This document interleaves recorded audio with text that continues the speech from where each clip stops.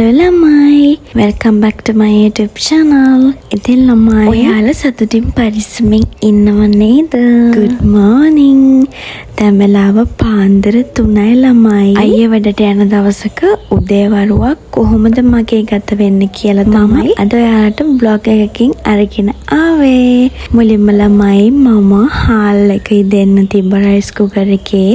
ඊට පස්සේ ඉතින් බොංචි වල නූල් ටික යවා ගන්නවා. නූල් ටික යවාගෙන බොංචි ටික මෙන්න මේ විදියට හීනියට කපා ගන්න ඕනේ ළමයි.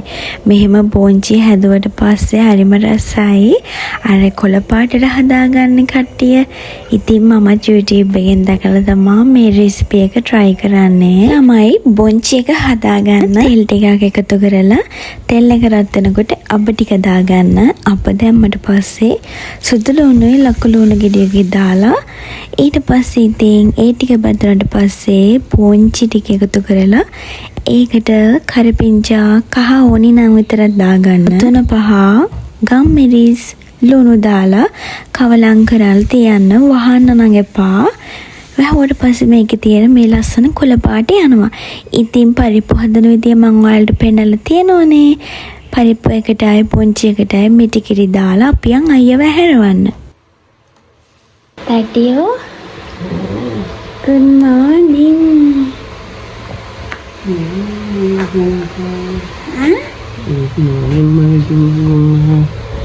Good morning.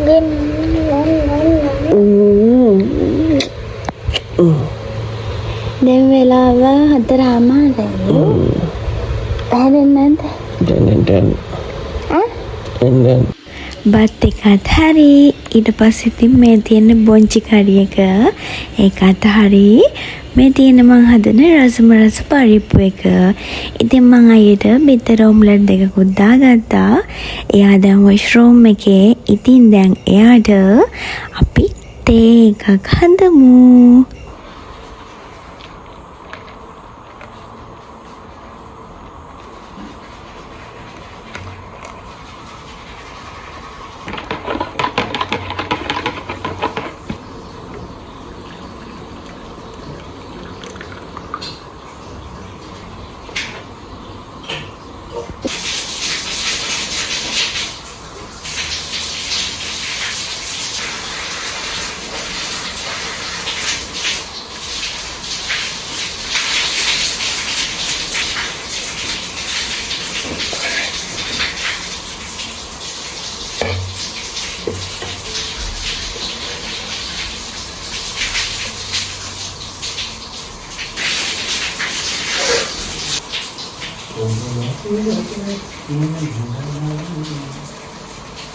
ළමයි මම ඊට කලින් මෙහෙම බත් මුල් හොතලා දීලා නැහැ.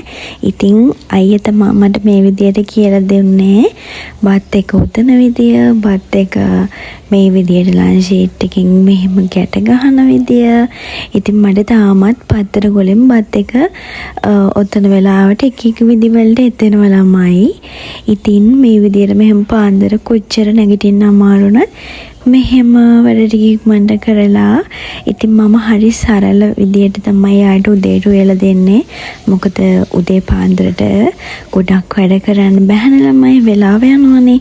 ඉක්මනට උයලා දෙන්න ඕනිනේ අයියට. ඉතින් මම මේ පුංචියට උයලා දෙන මේ පුංචි බත් එක එයාට මහා මෙරක් තරම් එයා වැඩට ගිහිල්ලා මේ බත් එක මාර රහයි කියලා හැමදාම මැසේජ් එකක් දානවා. ලුණු වැඩි වුණත් එකයි ලුණු අඩු වුණත් එකයි. මට කියන්නේ සුදු අම්මි කියලා. මට කියන්නේ සුදු අම්මි බත් එක නම් අද සුපිරි කියලා. කවදාවත් මාව වැටෙන විදිහට කතා කරන්නේ නැහැ. තව දෙයක් තියෙනවා ළමයි. ඒක මම එයාට හැමදාම කරනවා.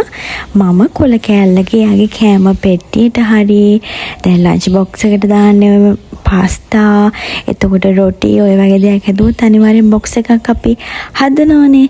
නැත්තම් ඉතින් බත් එකක් හදුවත් හරි මේ විදිහට අනිවාර්යෙන් කොළ කෑල්ලක ලියනවා. මොන හරිම දෙයක් ලියනවා. ඉතින් එයා ළඟ මේ වගේ කොළ කෑලි ගොඩක් තියෙනවා. මම දීලා ඉතින් එයාව එකතු කරනවා. මේව සමහර අයට නිකම්ම කොළ කෑලි වෙන්න පුළුවන්. හැබැයි මේ කොළ කෑල්ල ඇතුලේ මහා ගොඩක් දේවල් තියෙනවා ළමයි.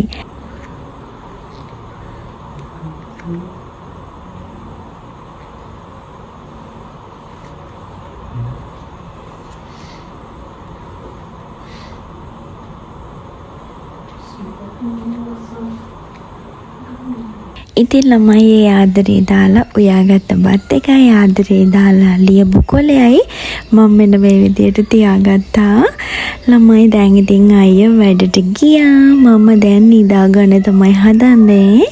එහෙනම් ළමයි ඔයාලා ආයෙත් මම vlog එකක් අරගෙන එනකම් පරිස්සමින් සතුටින් ඉන්න. බයි ළමයි.